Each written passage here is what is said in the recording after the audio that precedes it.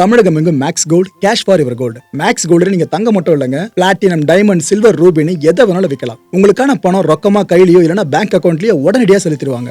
Market மதிப்பை விட 100 ரூபாய் ஒரு கிராமுக்கு உங்களுக்கு கூடுதலா கிடைக்கும். தமிழ்நாடு முழுக்க டோர் ஸ்டெப் சர்வீஸும் இவங்க ப்ரொவைட் பண்றாங்க. உங்களுக்கு கோல்ட விற்கணும்னு அதுக்கு ஒரே ஒரு பெஸ்ட் பிளேஸ் மேக்ஸ் கோல்டு தான். கால் 04445454545. வணக்கம், நான் உங்கள் Karthik Mayakumar.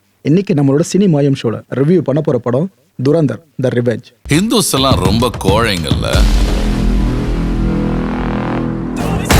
I love the chase and the hunt, and I set the pace when I'm running. I always take what I want and I always give it 100. Don't need a bank, no I'm funded. Play the game like it's nothing. I'm always thankful for something. Don't take for granted, stay humble. Now wake up. இந்த படத்தை எழுதி இயக்கி இருக்கிறது ஆதித்யா தர். இந்த படத்தில் நடிச்சிருக்கவங்க பெரிய நடிகர்கள் பட்டாலும் ரன்வீர் சிங் அண்ட் சஞ்சய் தத் முக்கியமான ரோல்ல பண்ணியிருக்காங்க. சினிமாட்டோகிராஃபி பொறுத்த வரைக்கும் விகாஷ் அவர்கள் பண்ணியிருக்காங்க. எடிட் பண்ணியிருக்கிறது சிவகுமார். அண்ட் மியூசிக் பார்த்தீங்கன்னா ஷஷ்வந்த் சச்தேவ். சும்மா சொல்லக்கூடாது, ஃபர்ஸ்ட் பார்ட் மாதிரி இந்த பார்ட்லையும் நல்லாவே பண்ணியிருக்காப்புல. ப்ரொடக்ஷன் 2 ப்ரொடக்ஷன் ஹவுசஸ் பண்ணியிருக்காங்க. ஒருத்தவங்க ஜியோ ஸ்டுடியோஸ், இன்னொருத்தவங்க B62 ஸ்டுடியோஸ். B62 வேற யாருக்கும் சொந்தமானது கிடையாது. இந்த படத்தோட இயக்குனர் இருக்கார்ல, அவருக்கு சொந்தமானது தான். அதில் ஒரு சின்ன குளறுபடிகள் இருக்குங்க, அதை பற்றி போக சொல்கிறேன். இந்த துரந்தர் படத்தோட ஃபர்ஸ்ட் பார்ட் இருக்குல்ல, அது தீ அப்படின்னா இந்த செகண்ட் பார்ட் காட்டு தீ. அந்த அளவுக்கு மேக் பண்ணியிருக்காங்க இந்த படத்தை. இந்த படம் பார்த்து முடிச்ச பிற்பாடு நீங்கள் என்ன தெரியுமா நினைப்பீங்க? தியேட்டர்ல வெளியே வரப்ப யாருப்போ அந்த அன்னோன் கன்மேன், இவங்களுக்குலாம் நம்மளுக்கு சல்யூட் அடிக்க தோணுதுன்னு பல பேர் அவங்கள பயங்கரமாக பாராட்ட ஆரம்பிப்பீங்க. முகம் தெரியாத பர்சன்ஸ் அவங்கள பாராட்டுவீங்க. அந்த அளவுக்கு ஒரு தாக்கத்தை இந்த படம் உங்களுக்கு கொடுத்துரும். அண்ட் இந்த படத்தை நீங்கள் பார்த்து முடிச்சதுக்கப்புறம் நாம் உண்மையிலேயே கொண்டாட தவறுன பல பேர் இருக்காங்களே, அவங்க சார்ந்து நமக்கு ஒரு கில்ட்டு கிரியேட் ஆகும். ஆஹா, கிரிக்கெட் பிளேயர்ஸை ஆகா ஓகோன்னு கொண்டாடுறோம், ஆனால் உண்மையிலே கொண்டாட வேண்டியவங்களை நம்ம தவறிட்டோன்னு நீங்களே நினைப்பீங்க. அப்பேற்பட்ட படம் தான் இது. நீங்கள் இந்த படத்தை பார்த்த பிற்பாடு உங்களுக்கு பாகிஸ்தான் சார்ந்து உண்மை முகத்தரை பிடிக்கப்பட்டுரும். அந்த அளவுக்கு இம்பாக்ட் ஒன்று ஏற்படுத்திடுவாங்க. பாகிஸ்தான் மேலே ஹேட்டடை பரப்புறதுக்காகலாம் நினைக்காதீங்க. அவங்க நம்ம நாட்டுக்கு எதிராக பண்ணியிருக்க பல அக்கப்போர்கள் இருக்குல்ல, அதில் 1% மட்டும் தான் படத்தில் காமிச்சிருக்காங்க. அதுவே உங்களை பயங்கரமாக ட்ரிகர் பண்ணி விட்டுரும். குறிப்பாக இந்த பாகிஸ்தான் அரசியல் இருக்குல்ல, எவ்வளோ கேவலமான வேலைகளை பார்த்து மேலே வருவாங்க. அங்கே கூட இருக்கவங்களே கொண்டுட்டு அந்தளவு மேலே வருவாங்க. இதை ஃபுல்லாக அந்த படத்தில் சொல்லியிருப்பாங்க. அவங்க சொந்த குடும்பத்தில் இருக்கவங்க கூட கொள்றதுக்கு தயங்க மாட்டாங்க, அவங்களோட சுய லாபத்துக்காக. இதை பற்றியும் ஃபுல்லாக பேசுவாங்க.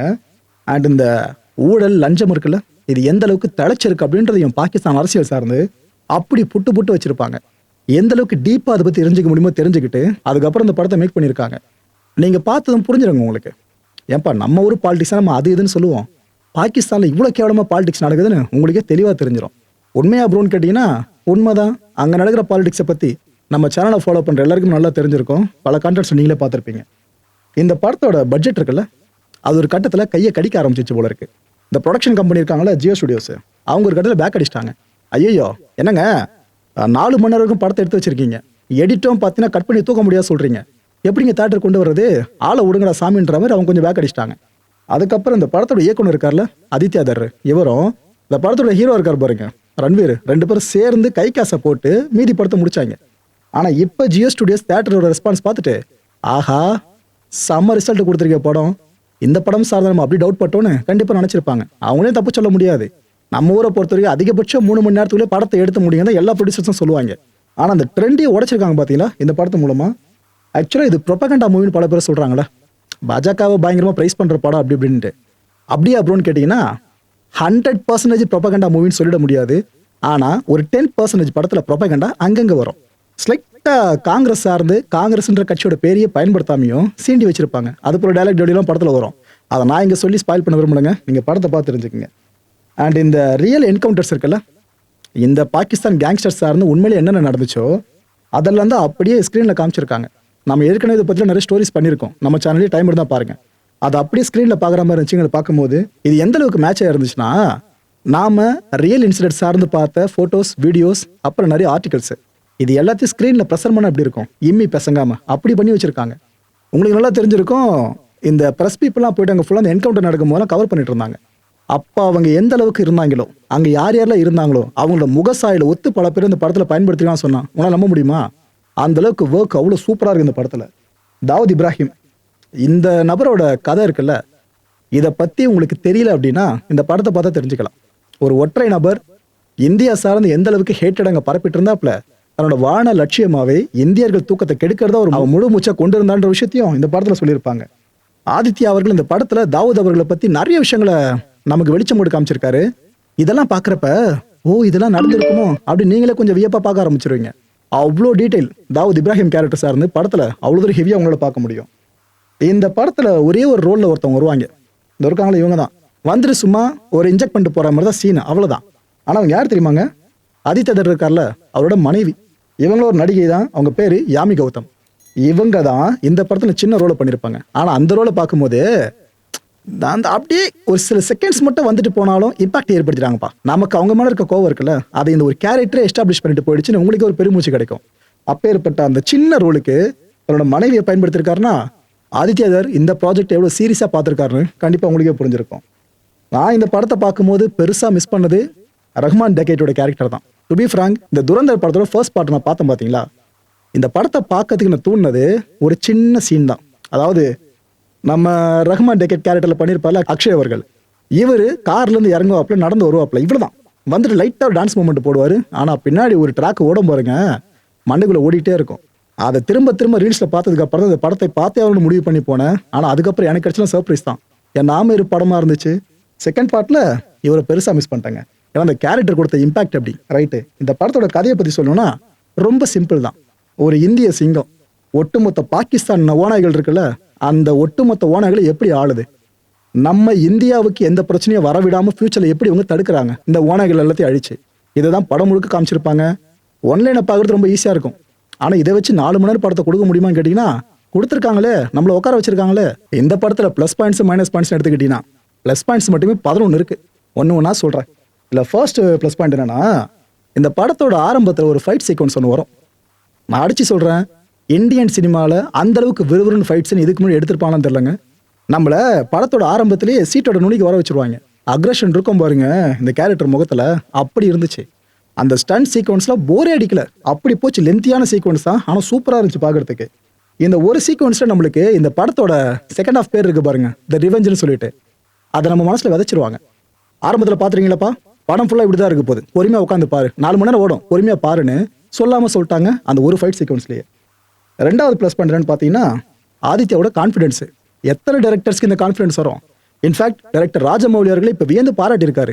என்னப்பா படம் பண்ணி வச்சிருக்கீங்க, ஃபர்ஸ்ட் பார்ட் அப்படின்னு பார்த்தா செகண்ட் பார்ட் வேற லெவல்ல இருக்கு, எப்படி 4 மணி நேரம் ஆடியன்ஸ் உட்கார வச்சிருக்கீங்க, சபாஷ்பா அப்படின்னு இந்த டீம் அப்படி பாராட்டி இருக்காருங்க. இந்த பாராட்டு கிடைக்கிறதுக்கும் 4 மணி நேரம் படம் எடுத்தா பார்க்க ஆடியன்ஸ் இருக்கான்ற விஷயத்தை நம்ம உணர்த்ததுக்கும் ஆதித்யாவோட கான்ஃபிடன்ஸ் பெரிய காரணமா இருக்கு பாத்தீங்களா. இவரோட இந்த உழைப்பை பத்தி நாம இந்த பிளஸ் பாயிண்ட்ஸ்ல பேசாம வேற எங்கே பேசுறது. மூணாவது பிளஸ் பாயிண்ட் என்னன்னா மேக்கிங். அதாவது இந்தியாக்குள்ள ஒரு சில சீக்வன்ஸ் எடுக்கிறது வேற, பாகிஸ்தான் டெரிட்டரியை கண்ணு முன்னாடி கொண்டு வரா மாதிரி ஆர்ட் டைரக்ஷன்லாம் பண்ணி எடுக்கிறது வேற. மக்களே இந்த படத்துல சாத்தியப்படுத்தியிருக்காங்க. ஆக்சுவலா பாகிஸ்தான்ல இருக்க மக்கள் இந்த படத்தை பார்த்தாங்கன்னா இந்திய டைரக்டரோட எடுத்த மாதிரி நம்ப மாட்டாங்க. பாகிஸ்தான்லேயே பிறந்து வளர்ந்த ஒருத்தர் எடுத்து அப்படிங்க இருக்கும். அப்படிதான் படத்தை ஃபுல்லாக மேக் பண்ணியிருக்காங்க. படத்தோட ஃபர்ஸ்ட் ஃப்ரேம்லேருந்து கடைசி ஃப்ரேம் வரைக்கும் 4 மணி நேரமா சொல்கிறேன். ஏன்னா காலைல 9 மணிக்கு தேட்டரில் படம் பார்க்க போனோம், படத்தை ஆரம்பிச்சாங்க. இன்டர்வல் அதெல்லாம் சேர்த்து பார்த்தீங்கன்னா நாங்கள் வெளியே வர்றதுக்கு 1 மணி ஆயிடுச்சு. கரெக்டாக 4 மணி நேரம் அப்படியே போயிட்டு இருந்துச்சு படம் பாட்டுக்கு. ஸோ இந்த அளவுக்கு படத்தோட ஃபர்ஸ்ட் ஃப்ரேம்லேருந்து கடைசி வரைக்கும் பாகிஸ்தான் டெரிட்டரி சார்ந்து தான் நிறைய சீக்வன்ஸு, மெஜாரிட்டி சீக்வன்ஸு. ஆனால் உங்களுக்கு அதை கண்டே பிடிக்க முடியாது. ப்ரோ இன்னும் அப்படியே இருக்குது, இவங்க இதெல்லாம் போட்டு எடுத்த மாதிரி தெரியலையே, அங்கேயே போய் எடுத்தாங்கன்ற மாதிரி தான் நீங்கள் நம்புவீங்க. அப்படி பண்ணியிருக்காங்க. 4வது ப்ளஸ் பண்ணுறேன்னு பார்த்தீங்கன்னா இது ஒரு பஞ்ச் ஆஃப் ப்ளஸ் பாயிண்ட்ஸ் தான். எக்ஸ்ட்ராடினரி ரிசர்ச்சுங்க. இப்போ நம்ம ஒரு கான்டென்ட்டை உங்களுக்கு டெலிவரி பண்ணணும் அப்படின்னாலே அதுக்கு ஒரு ரிசர்ச் ஒர்க் இருக்கும். இதுமாரி 1000 மடங்கு ரிசர்ச் பண்ண அப்படிங்க இருக்கும். அப்படி பண்ணியிருக்க இந்த படக்குழு. ஆதித்யாவை சும்மா சொல்லக்கூடாதுங்க. எவ்வளோ தூரம் எவிடன்ஸ் பேஸ்டாக ரிசர்ச் பண்ண முடியுமோ அந்தளவுக்கு ரிசர்ச் பண்ணி உண்மைத்தன்மைக்கு அவ்வளோ நெருக்கமாக படத்தை எடுத்து வச்சிருக்காரு இந்த படத்தை. படத்தோட லைட்டிங்கு, என்ன லைட்டிங்கு. மற்ற படங்கள் சார்ந்து ப்ளஸ் பாயிண்ட்ஸ் லைட்ஸ் நம்ம சேர்க்க மாட்டோம், அது பேசிக்கான ஒரு விஷயம் விட்டுலாம். ஆனால் இந்த படத்துக்கான லைட்ஸை மட்டும் நீங்கள் பாருங்க, ஒரு சீனுக்கும் அவ்வளோ மெனக்கெட்டு இருப்பாங்க. அந்த இம்பாக்ட் நம்மளுக்கு லைட்ஸில் ஏற்படுத்துறதுக்காக சினிமாட்டோகிராஃபி பயங்கரமாக பண்ணியிருப்பாங்க. அதில் இந்த சேசிங் சீக்வன்ஸ்லாம் வருங்க. குறிப்பிட்டு சொல்லணும்னா இந்த அஸ்லானை காலி பண்ணுற சீக்வன்ஸ் ஒன்று வரும். அப்போ ஒரு கேமரா அங்கே மூவ் பண்ணியிருப்பாங்க பாருங்க, கார் போய் அடிக்கிற அந்த இம்பாக்ட் ஷாட்டை பார்க்குறப்ப நமக்கு இதை கார்க்குள்ளே இருக்க மாதிரி இருக்கும். அந்த அளவுக்கு சினிமாட்டோகிராஃபி ஒர்க்கு, ஆர்ட் டைரக்ஷன் சொல்லே வேணாம், வேற லெவலில் பின்னிட்டாங்க. மியூசிக் ஃபர்ஸ்ட் பார்ட்டை விட பெஸ்ட்டான்னு கேட்டிங்கன்னா எனக்கு ஃபர்ஸ்ட் பார்ட்டு.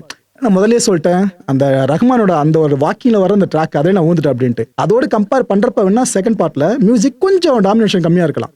ஆனா இந்த படத்தோட கதைக்கு என்ன தேவையோ சீனை எலிவேட் பண்றதுக்கு கரெக்டா பயன்படுத்திருக்காங்க இசையை. இது வரைக்கும் நான் சொன்ன பிளஸ் பாயிண்ட்ஸ்ல பெஸ்ட் எதுன்னு பாத்தீங்கன்னா 5வதா சொல்ல போற இந்த பிளஸ் பாயிண்ட் தான். கேரக்டர் செலெக்ஷன் பண்ணிருக்காங்க பாருங்க. அதாவது இந்த படத்தை நீங்க பார்க்க போறதுக்கு முன்னாடி இது வரைக்கும் பார்க்காம இருந்தீங்கன்னா அடுத்தடுத்த சில வீடியோஸ் நம்ம சேனலில் போட போகிறோம், அதை பார்த்துட்டு போங்க. ஏன்னா ரியல் இன்சிடென்ட்ஸை நீங்கள் தெரிஞ்சுக்கிட்டு படம் பார்த்தீங்கன்னா உங்களுக்கு இம்பாக்ட் அப்படி ஏற்பட்டுருங்க. தெரியாமல் பார்க்குறவங்க ஆகா ஓகோன்றாங்க, தெரிஞ்சு பார்த்துட்டு இன்னும் பயங்கரமாக புகழ ஆரம்பிச்சிடும் இந்த படக்குழு ஒட்டுமொத்தமாக. உதாரணத்துக்கு இந்த படத்தில் வர கேரக்டர்ஸ் ரியல் லைஃப்பில் எப்படி இருப்பாங்களோ அந்த தோற்றம் இருக்குல்ல, அதை அப்படியே ஒத்து போகிற மாதிரி ஆட்களை செலக்ட் பண்ணியிருக்காங்க. உதாரணத்துக்கு எதனா 6 வித்தியாசம் கண்டுபிடிக்க முடியுதா? வேற யாரும் இல்லை, பாகிஸ்தானோட முன்னாள் பிரைம் மினிஸ்டர் நவாஸ் ஷெரீஃப் இருக்கார்ல, அவர் சார்ந்து இந்த படத்தில் சில காட்சிகள் வருங்க. எங்கேருந்து பிடிச்சாங்கன்னு தெரியல அந்த பர்சனை, அப்படியே இருக்காரு. நானே பார்த்துட்டு கேமியோ பண்ணியிருக்காரு அப்படின்னு நினைச்சேன். எப்படி அவங்களுக்கு எதிரான படம் தான் கிட்டத்தட்ட, அதில் எப்படி வரப்போறாருன்னு அதுக்கப்புறம் எனக்கு புரிஞ்சுது. ஆனால் கேரக்டர் செலக்ஷன் எப்படி பண்ணியிருக்காங்க, லுக் லைக்னு கேள்விப்பட்டிருப்பீங்க. அது இந்த படத்தை பார்த்தீங்கன்னா 1-2 கேரக்டர்ஸ்ல கிடையாதுங்க, எல்லா கேரக்டர்ஸும் உங்களை பொருத்தி பார்க்க முடியும், என்ன அப்படியே இருக்காங்க அப்படின்ட்டு. 6வது ப்ளஸ் பாயிண்ட், கண்டிப்பாக இந்த படம் உருவாகும் போதே இன்புட்ஸை கண்டிப்பாக எடுத்திருப்பாங்க. நம்ம இந்திய விமானப்படை கிட்ட இருந்து எடுத்திருப்பாங்க, இந்தியன் மிலிட்டரி கிட்ட இருந்து ஃபுல்லாக எடுத்திருப்பாங்க, படைகள் கிட்ட இருந்து ஃபுல்லாக எடுத்திருப்பாங்க. அப்புறம் ரிசர்ச் அண்ட் அனாலிசிஸ் விங் கிட்ட இருந்தும் பல விஷயங்கள் எடுத்திருக்கலாம். நம்ம யூனியன் கவர்மெண்ட் அவங்களோட அப்ஜெக்ஷன் இல்லாமையும் படம் இருக்கணும் இல்லையா, அவங்க கிட்ட பல இன்புட்ஸ் எடுத்திருக்கலாம். இந்த இன்புட்ஸ் எல்லாத்தையும் எடுக்கிறது பெரிய மேட்டர் இல்லை, அதை ஸ்க்ரீனில் போர் அடிக்காம ப்ரெசென்ட் பண்ணுறது இருக்குல்ல, அதில் ஜெயிச்சிருக்காங்க இந்த படக்குழு. இந்த இன்புட்ஸை நீங்கள் ஸ்க்ரீனில் பார்க்கும்போது தெரியுங்க எவ்வளோ ஒர்க் பண்ணியிருப்பாங்க அப்படின்னு சொல்லிட்டு. 7வது ப்ளஸ் பாயிண்ட், ரன்வீர் என்ன பெர்ஃபார்மன்ஸ் படத்தில். 4 மணி நேரத்தையும் படத்தை அப்படி தோளில் தூக்கி பிடிச்சிக்கிட்டு போறதுன்னு பார்த்தீங்கன்னா ரன்வீர் தான். ஒரு பக்கம் ஆதித்யா நமக்கு முகம் காட்டாம கதை சொல்லிட்டு இருக்காப்ல, இன்னொரு பக்கம் முகம் காட்டி நம்மளை ஃபுல்லா அந்த வைப்லயே 4 மணி நேரம் வச்சிருக்கிறது இந்த கேரக்டர் தான். டெடிகேஷன் பீக்குங்க. எனக்கு தெரிஞ்சு நேஷனல் அவார்டு எடுத்து வச்சலாம் நினைக்கிறேன் இப்பயே, இல்லைன்னா இன்னும் அடுத்தடுத்த பெரிய விருதுகளையும் கண்டிப்பா இந்த கேரக்டர் எடுத்து வைக்கலாம். அவ்வளோ பின்னி படம் எடுத்திருக்காப்ல. ஸ்பெசிஃபிக்கா சொல்லணும்னா இவரை இன்ட்ரடியூஸ் பண்ற காட்சி ஒன்று வரும், அதுல அவங்க சிஸ்டர் சென்டிமெண்ட் சார்ந்த அந்த காட்சி. எதுக்காக இவ்வளவு வெறித்தனமா அவர் நடந்துகிட்டு இருக்காருன்னு நம்ம குழம்பிக்கிட்டு இருப்போம், என்ன இவ்வளவு வெறி பிடிச்சவனா இருக்கான் ஹீரோ அப்படின்ட்டு. ஆனா ஒரு இடத்துல ஜஸ்டிஃபை பண்ணுவாங்க. அப்ப அந்த சிஸ்டரை பார்த்து இவர் அழற சீன்லாம் இருக்கு, மிரண்டோங்க.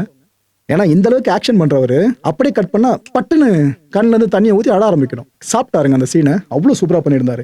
இது மாதிரி படம் முழுக்க அவரோட பெர்ஃபார்மன்ஸ் மூலமா நம்மள உச்சிக்கொட்ட வச்சிருப்பாரு, என்ன நடிப்படா அப்படின்ட்டு. 8வது ப்ளஸ் பாயிண்ட், இந்த கேரக்டர். டு பி ஃப்ராங்க், எனக்கு இந்த துரந்தர் படத்தோட 2 பார்ட்ஸ்லயுமே பிடிச்ச கேரக்டர்னு எடுத்துக்கிட்டீங்கன்னா இந்த கேரக்டர் சொல்லுவேன். ஏன்னா அந்த கேரக்டர் டிசைன் இருக்குல்ல, அந்த ஆர்க் இருக்குல்ல, அவ்வளோ சூப்பராக பண்ணியிருப்பாங்க. இதுவும் லுக் லைக்கு அப்படியே இருக்குங்க. அடுத்தடுத்த வீடியோஸ் நீங்கள் தெளிவாக பார்க்க போறீங்க, அப்படியே இருக்கும் இந்த கேரக்டர். இந்த கேரக்டர் பண்ணியிருக்கிறது அர்ஜுன் ராம்பால் அவர்கள். அவர் அங்கே பயங்கரமான பர்ஃபார்மர் ஆச்சு. இவர் இந்த படத்தில் அந்த ஐஎஸ்ஐயோட மேஜர் இக்பால் இருக்கார்ல அப்படின்றவனோட கேரக்டர்ல பண்ணியிருப்பாருங்க. அவனுக்கு என்ன மரியாதை, அந்த கேரக்டர்ல பண்ணியிருப்பாப்ல, வாழ்ந்திருப்பாரு. இக்பால் எப்படி நடப்பான், இக்பால் எப்படி பேசுவான், இக்பால் எப்படி ஒருத்தரை பார்ப்பான், இக்பால் மைண்ட்ல என்னென்னலாம் ஓடிட்டு இருக்குன்னு மற்றவனுக்கு காமிச்சிக்காம இருப்பான், இக்பாலோட பிஹேவியர் எல்லாத்தையும் வாழ்ந்திருக்காப்ல. எவ்வளோ மாதங்கள் பயிற்சி எடுத்தாருன்னு தெரியலங்க, அப்படியே ஸ்கிரீன்ல வாழ்ந்திருக்காரு. ஒரு பொலைட்டான வில்லன் தான், ஆனா உங்களுக்கு பயத்தை கிரியேட் பண்ணிட்டே இருப்பாப்ல. அப்பேற்பட்ட கேரக்டர் டிசைன் தான் இந்த படத்துல பயங்கரமா ஒர்க் அவுட் ஆயிருந்துச்சு. 9வது ப்ளஸ் பாயிண்ட், ட்விஸ்ட் அண்ட் டர்ன்ஸ்க்கு பஞ்சமே இருக்காது. அதுவும் படத்தோட கடைசி 40 நிமிஷம் மிரண்டுருவீங்க. இது வரைக்கும் நீங்க பார்த்த படமே ஏய் நல்லா இருக்கேன்னுவீங்க, கடைசி 40 நிமிஷம் நீங்க பார்த்து முடிச்ச பிற்பாடு ஏய் பயங்கரமா இருக்கு அப்படின்னுவீங்க. நீங்க எதிர்பார்க்காத ட்விஸ்ட் அவ்வளோ இருக்கும். ஃபர்ஸ்ட் பார்ட்ல இருந்ததோட பல மடங்கு அதிகமா இந்த படத்துல ட்விஸ்ட்டை உங்களால தெளிவா பார்க்க முடியும். நீங்க யூகிக்கவே முடியாது இவரா அப்படின்ட்டு. ஆனா உங்களோட புருவங்கள் கண்டிப்பா மேலதான் இருக்குங்க அந்த ட்விஸ்ட்ல நீங்க பார்க்கும்போது. 10வது ப்ளஸ் பாயிண்ட், இந்த ரியல் டைம் இன்சிடென்ட்ஸ் இருக்குல்ல, அது எல்லாத்தையும் படத்துல பிரசன்ட் பண்ண விதம் சூப்பரா இருந்துச்சு. உதாரணத்துக்கு டிமானிட்டைசேஷன், இதை சார்ந்த காட்சியா இருக்கட்டும். அப்புறம் பிரதமர் மோடி அவர்கள் பிரதமரை பதவி ஏற்பார்ல, ஆக்சுவலா பாகிஸ்தான்ல அவருக்கு மரியாதை கொடுத்தலாம் கூட மாட்டாங்க. ஒரு நாட்டோட தலைவரை இன்னொரு நாட்டுக்கு பிடிக்கணும்னு அவசியம் இருக்காதுல்ல. அது இந்தியா பாகிஸ்தானாலே உங்களுக்கே தெரியும் எப்படி அவங்க பார்ப்பாங்கன்ட்டு. இந்த படத்துல 2-3 இடங்கள்ல இந்த டீ கடைக்காரன்ற மாதிரிலாம் ஒருமையில வசனங்கள் வரும். ஆக்சுவலா படத்துல இதெல்லாம் வைக்கணுமா ப்ரோன்னு கேட்டீங்கன்னா உண்மைக்கு ரொம்ப நெருக்கமா எடுத்திருக்காங்க. அப்ப அவங்க மனசுல இருக்க வார்த்தைகளை வெளியே காமிக்கணும் இல்லையா, அதனால பயன்படுத்திருப்பாங்க. இதுக்கப்புறம் இந்த உரி அட்டாக் இருக்குல்ல, இது சார்ந்த சர்ஜிக்கல் ஸ்ட்ரைக் பேஸ் பண்ணி அப்போ ஒரு சின்ன நியூஸ் மாதிரி வந்துட்டு போயிடும். அதாவது இந்த படத்தோட டைட்டில் என்ன வருது, ரிவெஞ்ச். நம்ம இந்திய ராணுவம் ரிவெஞ்ச் எடுத்தா ஞாபகம் இருக்கா? இதைத்தான் படத்துல நம்மளுக்கு அந்த வைபை கொடுக்குற மாதிரி அங்கங்க நியூஸ் ஃபிளாஷ் ஆகும். அந்த ரிவெஞ்ச் முடிஞ்ச கையோடு இந்த படத்தோட ப்ரொட்டகானிஸ்ட் பண்ற ரிவெஞ்ச் இருக்கு, மோடி அவர்களை கை காட்ட நினைக்காதீங்க. ஆனா படம் பார்த்து முடிச்சதுக்கு அப்புறம் இவர் தான் ஹீரோன்ற மாதிரி உங்க ப்ரொஜெக்டோட நான் பொறுப்பு இல்லைங்க. ரன்வீரோட அந்த ரிவெஞ்ச் இருக்குல்ல, அது நீங்க ஃபுல்லா புரிஞ்சுக்க முடியும். இந்திய ராணுவத்தோட ரிவெஞ்சுக்கு அப்புறம் அந்த காட்சிகள் வரும் பாருங்க, சாப்பிட்டாங்க அதுலயும் பயங்கரமா. 11வது ப்ளஸ் பாயிண்ட் என்னன்னா, நம்ம அடிக்கடி எல்லா விடையிலும் சொல்லுவோம் இஸ்லாம் மார்க்கம் அமைதியை போதிக்கிறது. ஆனா அந்த இஸ்லாம் மார்க்கத்தோட பேர்ல பல பேரும் கொலை பண்ணி போட்டு தீவிரவாதம் பண்ணிட்டு கேட்டா கடவுளுக்கு பண்றேன்னு அந்த விஷயத்த தோல் உரிச்சிருக்காங்க. இஸ்லாம் மார்க்கம் சார்ந்த நல்ல விஷயத்த படத்துல கன்வே பண்ணிட்டு அது பேர்ல எவ்வளவு தூரம் பயங்கரவாதிகள் செயல்பட்டு இருக்காங்கன்றத படத்துல அவ்வளவு அழகா டிஃபைன் பண்ணிருக்காங்க. இதுல என்னன்னா மெலிசான கோடு தான், லைட்டா இந்த பக்கம் போயிட்டா இது 100% பாஜக ப்ரொபகண்டா மூவியா மாறி இருக்கும். இந்த பக்கம் வந்துட்டாக்கா ஃபேக்ட் சொல்றன்ற பேர்ல வழிக்கு வந்த மாதிரி ஆயிடும். புரியுதா? இந்த மெல்லிசான கோட்ல டிராவல் பண்ணி படத்தை சூப்பரா கொடுத்துருக்காங்க. சரி ப்ரோ, 11 ப்ளஸ் பாயிண்ட் சொல்லிட்டேன். மைனஸ் என்ன இருக்கான்னு கேட்டீங்கன்னா, டு பி ஃப்ராங்க், எனக்கு ஒண்ணுமே மைனஸா தெரியல. எல்லா டிபார்ட்மெண்ட்டும் சூப்பரா ஒர்க் பண்ணிருக்காங்க இந்த படத்துல. ஒரு இடம் எதனா போர் அடிச்சா உங்களுக்கு மைனஸ் பாயிண்ட்னு சொல்லலாம். ஃபர்ஸ்ட் பார்ட்ல கூட அந்த லவ் சீன் வரப்ப நம்மளுக்கு கொஞ்சம் அப்படி இருந்துச்சு, நாப்பா இவ்வளவு நல்லா கதை போயிட்டு இருக்கும்போது லவ் சீன் உள்ள வருதுன்னு. இந்த படத்துல அதுமே டார்ச்சர் கூட இருக்காதுங்க, படம் சூப்பரா போயிட்டு இருந்துச்சு. ஸோ என்ன பொறுத்த வரைக்கும் எதுவுமே மைனஸ் பாயிண்ட்ஸ் கிடையாது. ஏன்னா 4 மணி நேரம் ஆடியன்ஸ் ஒருத்தர் உட்கார வைக்கிறார் அப்படின்னா எவ்வளோ நம்பிக்கை இருக்கணும் அந்த கான்டென்ட் மேல. யோசிச்சு பாருங்க. இந்த படம் மூலமா இந்தியன் சினிமா இண்டஸ்ட்ரிக்கு ஒரு ட்ரெண்ட் செட்டிங்க பண்ணிருக்காப்ல ஆதித்யா தர். ஆதித்யா தர்ரோட இந்த வேலை இருக்குல்ல, இந்த படம் மூலமா இப்படியும் பண்ண முடியும் காமிச்சிருக்காருல. நிறைய டேரக்டர்ஸ் இதுக்கப்புறம் வெடிப்பாங்க, ஓ இப்படிலாம் படம் பண்ண முடியுமான்னு. அப்பேற்பட்ட இலக்கணத்தை வகுத்திருக்காரு. இந்த படத்துக்கு நாம கொடுக்குற மார்க்ஸ் பார்த்தீங்கன்னா 5க்கு 4 தாராளமா கொடுக்கலாம். அவ்வளோ ஒர்த்தான படமா இருக்கு. இந்த படம் கண்டிப்பா 2000 கோடி வசூல்ன்றதை கடக்குங்க. நான் மனப்பூர்வமா நம்புறேன். பில்டப் கொடுக்குறேன்னு நினைக்காதீங்க, இங்க இருந்து பொட்டி வந்துச்சான்னு நினைக்காதீங்க. நான் டு பி ஃப்ராங்க் சொல்றேன், படம் கண்டிப்பா 2000 கோடிக்கு மேல அடிக்கும். அது கம்மி அடிக்க வாய்ப்பே இல்லை.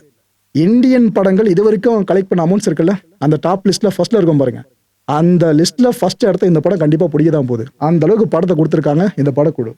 இது மாதிரி படம் எடுத்துட்டு வேணா 1000 கோடிக்கு ஆசைப்படலாம். நம்ம இண்டஸ்ட்ரி வேணா சொல்ற, வேற யாரை பத்தியும் சொல்ல. அதை விட்டு ஹீரோக்கு ஒரு 150 கோடி 200 கோடின்னு குத்துறது, 20 கோடி 30 கோடியில் ஒட்டுமொத்த படத்தை எடுக்கிறது. அதுக்கப்புறம் படம் ஊத்திக்கிச்சுன்னா இது காரணம் அது காரணம் படிய போறது, முடிஞ்சா ஆடியன்ஸ் மேலே படிய தூக்கி போட்டுறது. பாருங்கப்பா, இது போல படம் கொடுங்க 4 மணி நேரம் இருந்தாலும் உட்காந்து பார்க்க எல்லாருமே இருக்கும். ஆனா 4 மணி நேரம் படம் எடுத்தா செலவு வந்தாலும் பண்ணணும், சம்பளத்தை குறைக்க விட மாட்டீங்களா? இதே குத்தி காட்ட நினைக்காதீங்க மக்களே, ஓப்பனாவே சொல்றேன். ஏன்னா மேக்கிங்க்கு அதிகமா காசை செலவு பண்ணா மட்டும்தான் அந்த அவுட் நம்ம பார்த்து என்ஜாய் பண்ண முடியும். அதை விட்டு ஹீரோஸோட துதி பாடுறாங்கன்னு ரசிகரோட மனநிலையை நீங்க ஈஸியா பயன்படுத்திக்கிட்டு அவங்களுக்கு அதிகமா சம்பளத்தை விட்டு ப்ரொடக்ஷன் காஸ்ட்ல பெருசா கை வச்சிங்க அப்படின்னா கடைசி வரைக்கும் ஹிந்தி சினிமா இருக்குல்ல, அதை வாயை பொழுது பார்த்துட்டு இருக்க வேண்டியதுதான். அதுவும் இன்னைக்கு முக்கியமான நாளுங்க. ஏன்னா இந்த நாள்ல இந்த கான்டென்ட்டை பத்தி நான் ப்ரெசென்ட் பண்றதுக்கே பெருமையா நினைக்கிறேன். மேஜர் மோஹித் சர்மா இருக்கார்ல, அவரு நம்ம நாட்டுக்காக உயிர் நீத்த தினம் இன்னைக்கு மார்ச் 21 கரெக்டா இந்த நாள்ல இந்த படத்தை பார்த்திருக்கோம். அவர் யாருன்னு தெரிஞ்சிருந்தா கீழே கமெண்ட் பண்ணுங்க மக்களே. தெரியாதவங்க அடுத்த வீடியோக்கு வெயிட் பண்ணுங்க.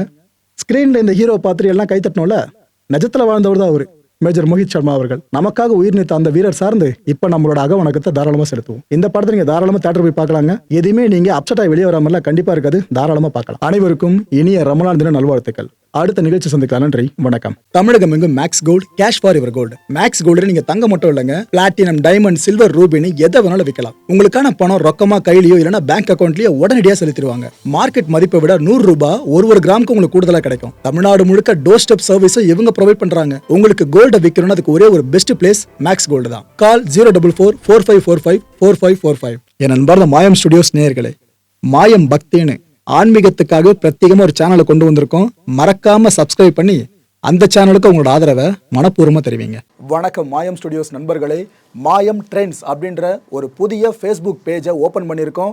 நீங்கள் யூடியூப்ல பார்த்துட்டு இருக்கீங்களா நம்மளோட கான்டென்ட்ஸ்லாம், இதெல்லாம் விட ஒரு படி மேலே ரொம்ப கிறிஸ்பாகவும் ரொம்ப சூப்பராகவும் நிறைய கான்டென்ட்ஸ் உங்களுக்கு இந்த பேஜில் காத்துட்டு இருக்குங்க. ஸோ உடனடியாக ஃபேஸ்புக் பிளாட்ஃபார்ம் போங்க, மாயம் ட்ரெண்ட்ஸ்னு டைப் பண்ணி சர்ச் பண்ணி நம்ம பேஜை ஃபாலோ பண்ணுங்க. அப்படியே நம்ம சேனலையும் நீங்கள் சப்ஸ்கிரைப் பண்ணிட்டீங்க அப்படின்னா இன்னும் நிறைய புது கான்டென்ட்ஸை உங்களுக்காக ப்ரொடியூஸ் பண்ணி கொடுத்துக்கிட்டே இருப்பாங்க. நீங்கள் பண்ணுற ஒவ்வொரு சப்ஸ்கிரிப்ஷனும் எங்களுக்கு பெரிய மோட்டிவேஷனாக அமையும்.